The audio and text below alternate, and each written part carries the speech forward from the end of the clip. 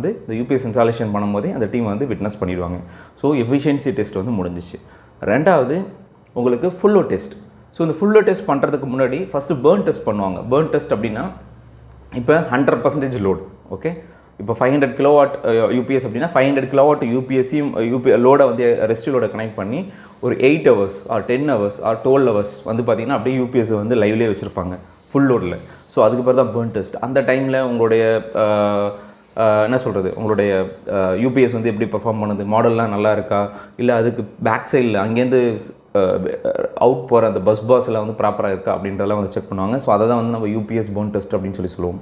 அந்த UPS burn test சக்ஸஸ்ஃபுல்லாக முடிஞ்சதுக்கப்புறம் திருப்பி உங்களுக்கு ஓவர்லோட் டெஸ்ட். ஓவர்லோட் டெஸ்ட் வந்து பார்த்திங்கன்னா ஒரு ஓவர்லோடுக்குமே வந்து பார்த்திங்கன்னா சர்டைன் ஹவர்ஸ் வந்து கொடுத்துருப்பாங்க. ஃபார் எக்ஸாம்பிள் இப்போ வந்து உங்களுடைய யூபிஎஸ் வந்து ஒரு 110% லோடில் 1 hour வந்து ஸ்டாண்ட் பண்ணணும். அதுமாதிரி 150 hours 150